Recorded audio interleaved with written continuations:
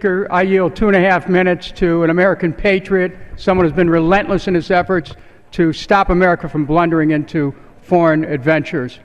Congressman Ron Paul from Texas. Gentleman from Texas is recognized for 2.5 minutes. I thank the gentleman for yielding. I think this bill would be better named if we called it Obsession with Iran Act 2012. Because this is what we continue to be doing, is obsessed with Iran and the idea that Iran is a threat to our national security. Iran happens to be a third world nation. They have no significant Navy, Air Force, intercontinental ballistic missiles. The IAEA and our CIA said they're not on the verge of a nuclear weapon. It's so similar to what we went through in the early part of this last decade when we were beating the war drums to go to war against Iraq. And it was all a facade. There was no danger from Iraq. So this is what we're doing, beating the war drums once again. Now, since the bill has come back from the conference, we're going to deal with civil liberties in Syria. Well, I happen to be a civil libertarian. I'm very concerned about civil liberties.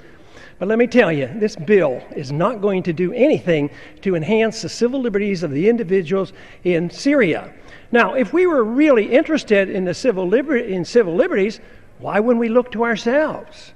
Why wouldn't we look to the things that we do here? What about our warrantless searches under the Patriot Act? What about the policy of assassination and assassinating American citizens?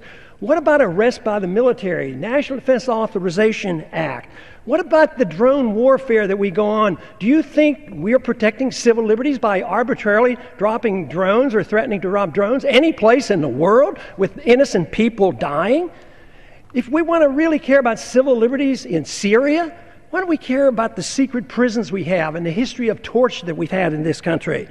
What about the fact that kill lists are being made by the executive branch of government and we sit idly by and approve of it by saying nothing, and the American people put up with it, and we march in this direction, marching into a determination to have another war. When you put on sanctions on a country, it's an act of war, and that's what this is all about. The first thing you do when war breaks out between two countries is you put sanctions on them. You blockade the country.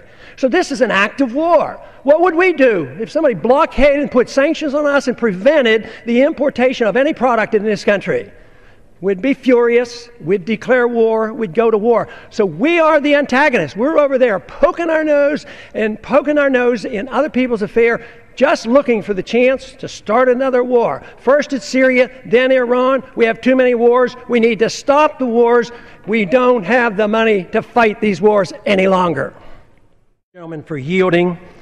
I'm still rather impressed with the obsession over a weapon that does not exist, and no concern whatsoever about many nuclear weapons that are held by countries that never even joined the Nuclear Non-Proliferation Treaty. It is called for in the debate that Iran should end all its nuclear programs, but they're permitted to have their nuclear programs under the Non-Proliferation Treaty. And the other countries that have weapons, and including the countries that hold the weapons that came from the Soviet system, seems like that would be a much greater danger. You know, the investigation by the UN or by our CIA has never indicated that they've ever enriched above 20%. And they said they won't even do it to 20%.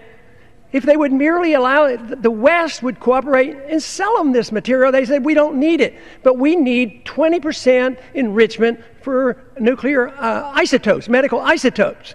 So our refusal to deal with them prompts them to take it up enrichment to 20%. 5%, of course, is what they're allowed to do for nuclear energies.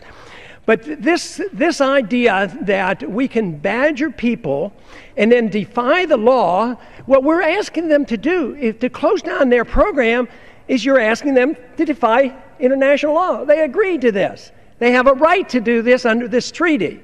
And for us to come and say, well, they must quit it, I think it really is very close to an obsession on a country that is incapable of attacking us or attacking. They don't have a history of invading their neighboring countries. The last time they were at war was with Iraq, and we bugged Iraq to go into Iran. So I find this very distressing that the obsession continues.